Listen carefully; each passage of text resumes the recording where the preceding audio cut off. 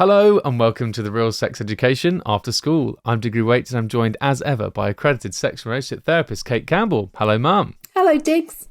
Mum, today we're answering more questions from our lovely listeners. Yeah, more questions. They sent them in to us using the anonymous Google form in the bio of this episode and our social media channels. We're at the RSE Pod on Instagram, TikTok and X. Formerly known as Twitter, and has been very popular recently. What with really? Meta going down. Everyone was... did you get done by that? Yeah. I got done by that with Meta going down the other day. That was a nightmare. Yeah. I couldn't log into... I needed to be on Facebook. I don't know why. I was messaging someone on Facebook. I don't know if you do that anymore. I feel like Facebook messaging, we've all slowly moved over to WhatsApp. But there's a few people that I stay in touch with over Facebook. Messenger. I need to send them a message. Yeah. And I wouldn't let me log in. Wouldn't let you log in. No. But and I put in every password and I thought, I know, I did. And yeah. I thought, but I know this is the right password. I really wasn't sure. Well, I was very cross with it. So then did everyone move over to Twitter to get their social media fix? Twitter. So you went onto Twitter and all it said on Twitter, every post was I'm on Twitter because the Meta's down. God, we're so sad, aren't we? We just delete one thing and replace it with another. Yeah, but they were still calling it Twitter. Yeah, not X. No. Wonderful. So people will have seen today's title and our first question of the day. So let's get to it. This one comes from that anonymous Google form and it says, how do I get comfortable with sex? Is it as simple doing more of it? ? Reading verbatim. Do you have to read verbatim? Can't you put in a word here and there where you know it's obviously been missed But I just worry that maybe sometimes their artistic license will be ruined. You know, they might be missing out words in important ways. They might be trying to send us a message. Do you remember? I think that was like a series of unfortunate events where she puts loads of spelling mistakes in it and the letters she's supposed to be using spells something out. It might be something like that. They might be trying to say something like, is it as simple as doing it? Right, so the as. What does as stand for? Anal sex? Is it as simple doing... So what this person really wants to talk about is anal sex, right? Okay, let's have that. Okay. Well, we can just point them back to our episode a couple of weeks ago on anal sex. Okay, so we don't need to answer this one then. Well, no, I think we do, but let me just give a quick bit more of context. I'm a straight guy from Nairobi. Just got out of a relationship because our sex life wasn't what she wanted. Don't want my discomfort with sex to ruin another great relationship. This sounds like someone who's quite inexperienced. Yeah? Would you agree? Well, I mean, they almost say as much, right? I guess they say, is it just a simple thing of doing more of it? They don't tell us their age or their experience, but it makes me think that potentially they are. You know, doing more of it may make you feel more comfortable, but if you're just coming at sex, expecting it to work and not thinking, you know, that you have to kind of work at it a bit. I mean, the trouble is that people quite often get to learn about sex by being in a relationship and having sex with somebody they like the first time at least. So you don't go off having random sex until you've mastered having it with someone you know. So he hasn't had that opportunity really, has he? From the sound of it, he's expecting to be having great sex with somebody he doesn't know very well, from the sound of it. Potentially. I mean, it's interesting though. I just got out of a relationship because our sex life wasn't what she wanted. Well, yeah, if she didn't want to have sex, then... Or is it the opposite? Where the way they were having sex or how little they were having sex because of him. Or how much they were having sex. But he says here, how do I get comfortable with sex? Well, I mean, my guess is that there's a problem like losing his erection or early ejaculation, something like that. Yeah. And he's thinking that it's the discomfort with sex which is ruining the relationship, or his early ejaculation, whatever it is that's ruining the relationship. But it might be that he's so awkward about it that she feels, oh, why am I doing this? Or it might be that that it's just a relationship that was never going to go anywhere.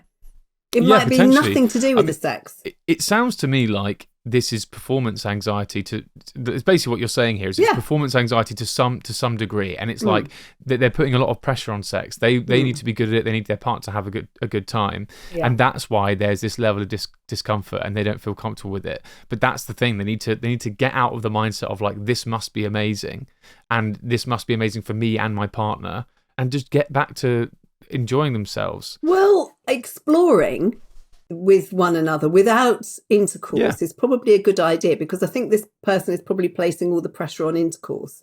So maybe if you're having intercourse with no foreplay or particular stimulation of the partner, that might be what's not going so well. Yeah. If you're fooling around with one another, that can be the best sex you ever have in those early days when you're first discovering sex. And then, you know, when you get round, we've said this often enough, when you get round to intercourse, it's not as much fun as the other stuff was sometimes. Not for everybody, but sometimes it's not. And it's because there isn't, you know, you're not making the effort there. You're not doing the stimulating. You're not relaxed. You're worrying about performance all of a sudden when before it was just fooling around. Yeah. So the pressure's on.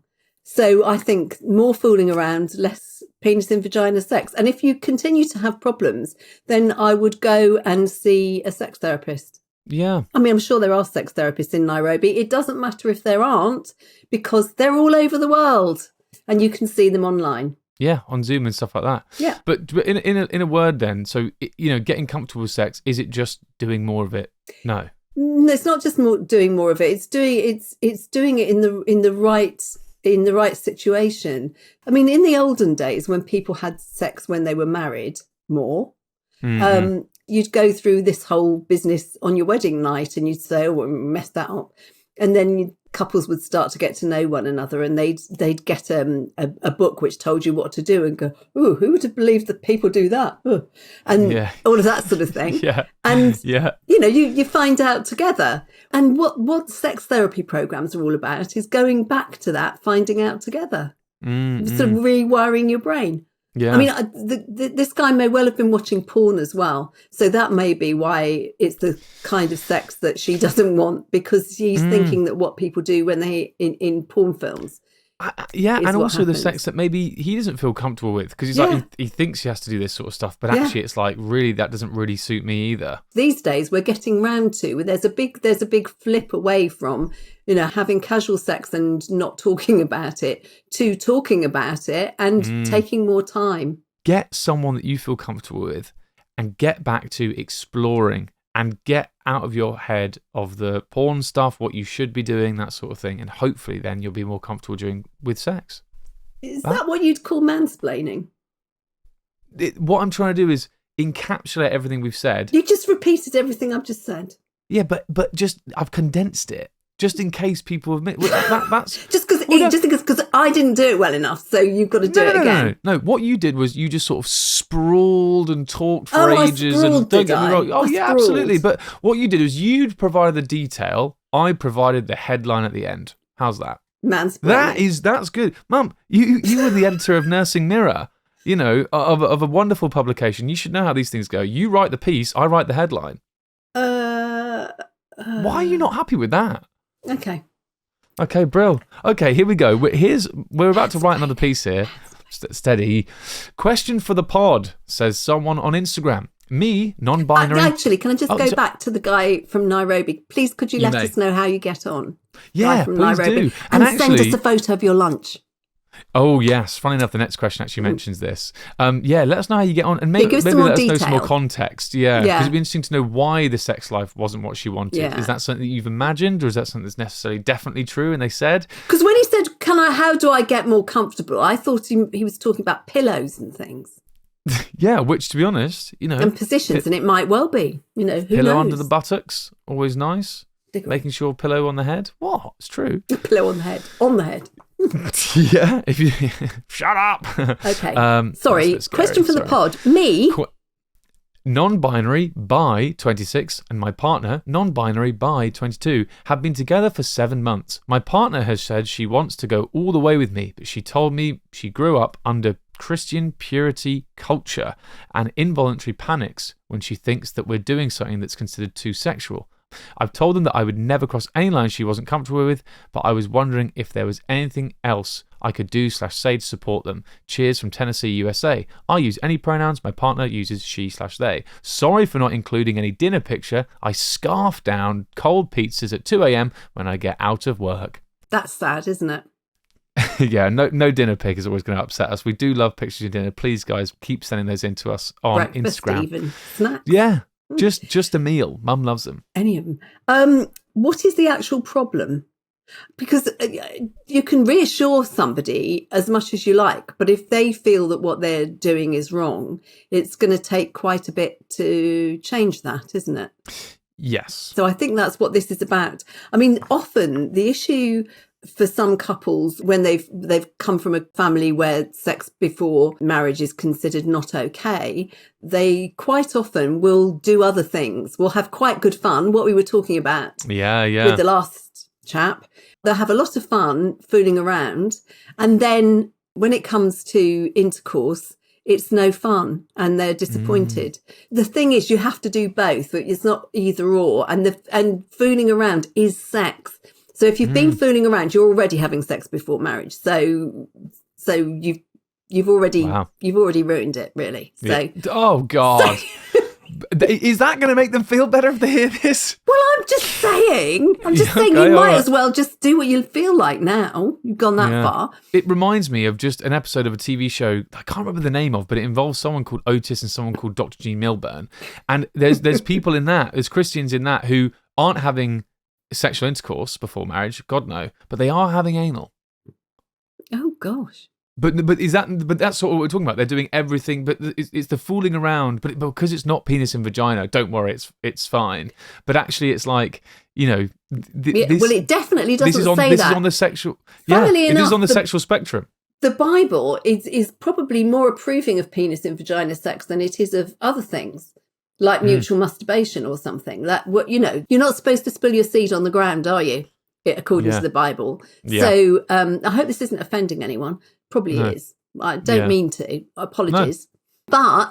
But that's what the Bible says. So actually, penis and vagina sex is more likely to end up with a baby. So it's probably more acceptable than the fooling around part. Even outside of wedlock. Well, yeah. I mean, it's because once you're in wedlock, it doesn't want you to. Well, the Old Testament anyway doesn't want you to do other stuff.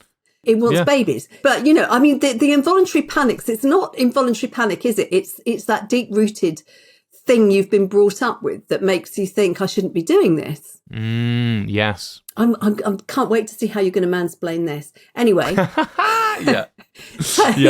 So I feel for you. I really do. I think you're in a part of the States as well, where a lot of people believe in purity.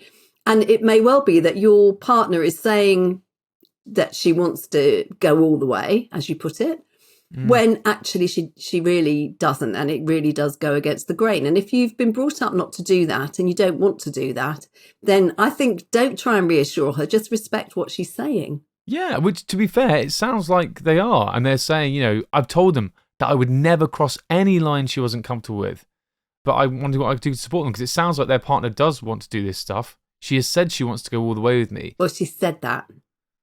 But but she panics when it comes to it. So the thing is, I don't think we can say here, we have to take this person to, well, obviously we can be slightly skeptical, but I think there is a definite world in which this is absolutely the case. And this person is saying, and they are really up for it, but then, just something will click every now and then they'll go, oh God, maybe this is too much. But that's it. It's baby steps if they want them. Yeah. But also maybe it will come to a point where they go, actually, maybe I don't want this overall. But I think, to be honest, whatever you're doing right now is the perfect thing to be doing, isn't pushing them, isn't coercing them, isn't pressurizing them. Excuse me, hang on. Yeah. They're writing to us.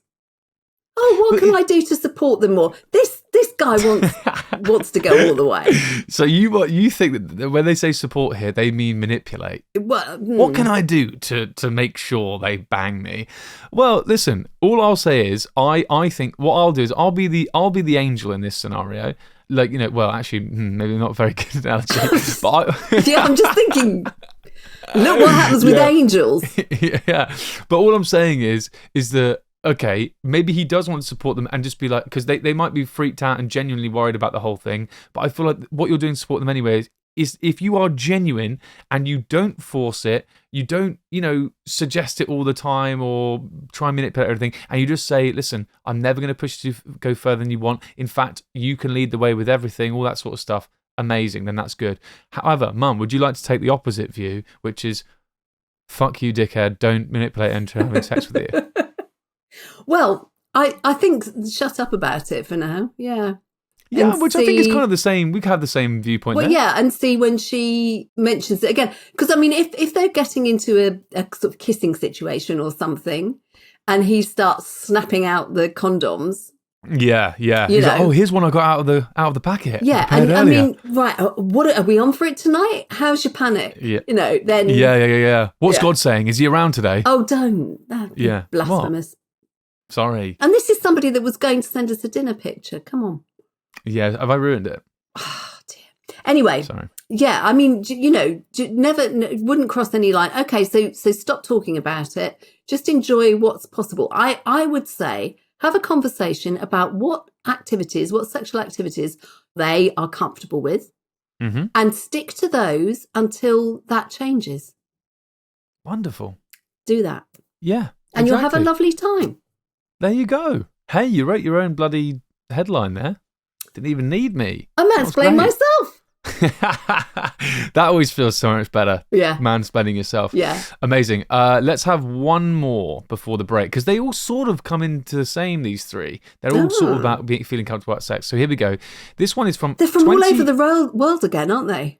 Yeah, this one's another good one. From one of my favourite countries. 21-year-old single female. I have a traumatic history with sex that's affected my desire/ability to have sex, which has made me nervous to approach a new relationship. Since finishing therapy, I've removed the guilt of feeling turned on and began to explore things on my own to help me feel more comfortable. However, now I can't fall asleep without an orgasm. Is this something to worry about, or is this because I'm exploring/discovering things for the first time? And any advice on how to approach this topic? History with sex with a new partner. Straight women... 21 from Scotland, smiley face. I found the podcast whilst writing my essay for my psychology degree. Oh, well, that's impressive. Yeah, good. Yeah, I mean, whenever you learn a new skill, don't you want to practice it? Oh, yes, please. Yeah. So there probably is something here about wanting to have a go because you've discovered something for the first time. Yeah. As you said, nothing wrong with that. As far as your trauma's concerned, I don't see why you need to approach this topic with a new partner. I think all you need to do is be clear about what's okay. What are your boundaries? And you don't have to give a reason for that. You can just say, yeah, I don't do that. This isn't my thing. I don't do that. I don't want to do that yet. Whatever. Can we just do this? And I'm not ready. I find it really hot if we... Yeah, exactly. There's also positive spins. Oh, absolutely. Sort of absolutely. Yeah. But positive spins, yes. But I mean, I'm not, I'm not using them because I don't think it's, obviously, yes, it's a great way to go, to be as positive as you can. But I don't feel like you need to feel that you have to apologise for having boundaries. That's why I wasn't approaching it that way. Yeah, gotcha. So the thing is, there's absolutely nothing wrong with having boundaries, and actually you can model good boundary setting by doing that. And there's nothing wrong with that. And if you're having a nice time and you're telling someone you're having a nice time and you're enjoying one another's company and what you are doing is pleasant, then no problem at all. And if you freak out and it's not pleasant, you can say, oh, I'm really sorry. I'm just not in that place, or this isn't, I suddenly feel a bit triggered, and they'll understand. I mean, I think they'll get the message that something's happened, but you don't have to go and tell everybody everything. They don't actually deserve an explanation. Right? You don't have to do that. Women tend to take on all the emotional responsibility. I'm always saying this. That the partner might have a terrible trauma history anyway, quite likely that they do. They're probably not going to tell you. Wait. That's not saying that you can't ever tell them. No, not at all. Of course not. Yeah. It's just, but you can pick and choose when you want. I wouldn't say this is one of those things where it's sort of like, well, but how are you allowed to get into a relationship with them if they don't know all the information? That's rubbish. That's rubbish. That's rubbish. This is something that can be so intensely personal. And I mean, if it made you more comfortable letting someone know, sure, but you might feel more comfortable letting them know when you're more comfortable with them and things are maybe a bit more serious. So absolutely don't feel the need to be super specific. And if you set boundaries like Mama said, in the way that she said them, such as, oh, I just don't feel comfortable, or if you even said something like, oh, it's just a bit triggering, I'm whatever, and they disregard those, run for the fucking hills. Absolutely, good point. Yeah, so even if you're like, oh, but if they didn't have all the information, and then how would they know? Well, you've given them enough information there. If they can't take the hint from that, and they still if you still don't want to do it, that's pretty clear. Sack them off. Exactly. Okay, and then, but just to quickly go back to that first bit as well, we did say, didn't we, that orgasming every night before bed. I feel like so many people will do that. People say it's like it's their perfect little nightcap. Or whatever, cheeky wank then bed. That's so normal and fine. So don't worry about that. Some people do way worse things to get to sleep. Way worse. And if it's not even bad. Sorry, I said worse as if this is one of the bad things. Yeah, There's literally nothing bad about this. It's not a bad thing. No. Yeah. And I'm sorry that this person has had an experience which has made them, or experiences which has made them nervous to approach relationships and affected their ability to be sexual. But, I'm really, really pleased that you've been brave and had therapy. That's Fantastic amazing. News. Yeah. And, now you're emerging, blinking into the sunlight, doing something that people take years to do. You get into sex much more gradually than you're probably thinking. Just like with the first person, you don't jump in and expect to be proficient, if you want to put it that way, in 5 minutes, when you've only just met someone for a start, when you don't know them at all, when you may not meet them again. Exactly. Just take it easy and enjoy, meet people. And do it when you're ready, not because you think you should be telling this person, or you should be doing this, you should be doing that. You do it when you're ready. You're so right. Reading this message is so lovely and exciting for that person, isn't it? It's so great. Really They're 21 and orgasm. They're doing. It's so good. I just love the idea that she's excited by it now. Yeah, exactly, and wants to do it. Exactly. That's class. This is such a positive message. Nothing wrong with what you're doing. Keep at it. Amazing. Okay, let's have a break, and we'll be back after this. Woohoo!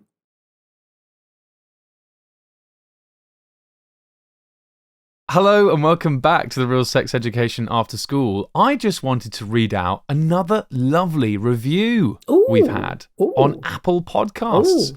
This is from J-Op, and they've said, such a unique format, an interesting dialogue considering the relationship of the host, show idea, birds and bees talk, sex education and tips/tricks your younger self received versus way you know. Sorry, I read that one verbatim. Sorry, I've read it verbatim. That's all. I don't know what to say. Can you mansplain it, please? Let's have another go at that. Can I just say, J-Up, I really appreciate this message. Thank you so much. But I think what they're trying to say is, maybe how would you talk to your younger self about sex now? If you could give yourself one thing to your younger self, what would you say? One piece of advice. Sex or relationship related? Don't wear big pants. Really? What? Why not? They leave elastic marks. If they're big? So you mean don't wear tight pants if they leave elastic marks? I mean, were you expecting something like relax? Yeah, probably. I mean, the problem is the older you get, you're probably just going to say all that stuff. It's not really good advice, is it? But I was going to say, I was going to be like, smile. Smile. They love it when you smile. Who does? The people you're shagging.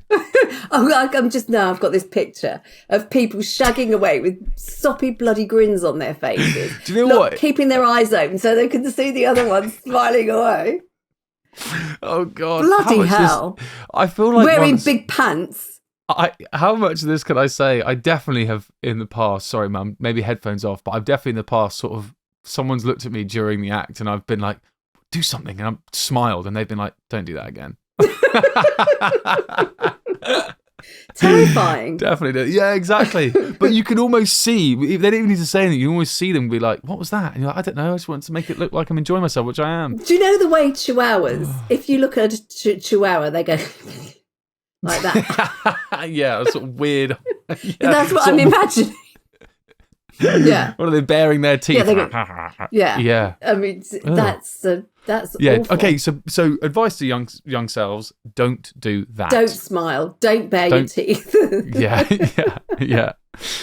Crumbs. Okay, well, hopefully, J-Up, you can enjoy that one. Here we go. Another question here, and the next two again quite similar. So I might read them both out, and then we can answer both. Okay. This one comes from Denmark, female, 19, bisexual, autistic, on antidepressants. And they say, me and my boyfriend have lovely sex, but I don't really orgasm that often when we do.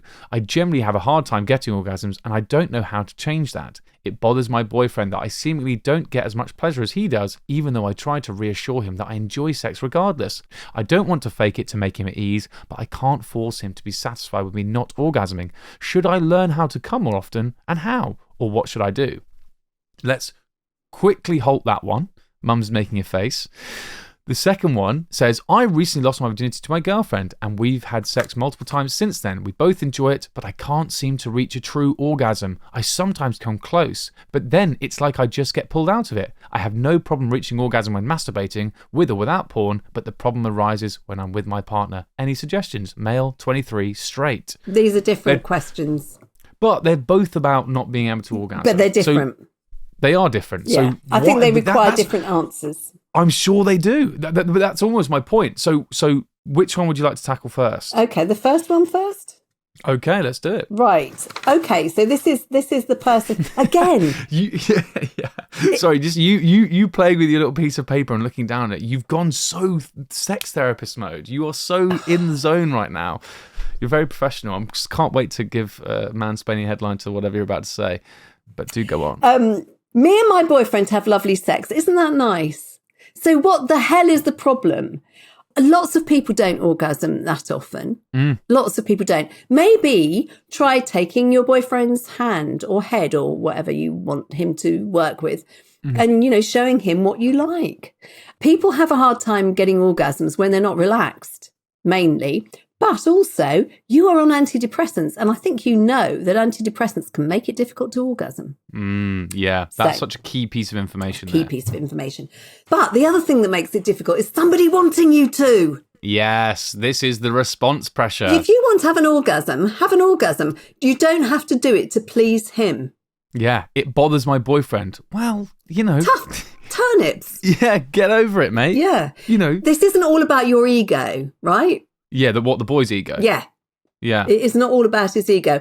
When you say, I seemingly don't get as much pleasure as he does, seemingly, that's the word, isn't it? All the research says women don't always want an orgasm. Sometimes they just want to be close.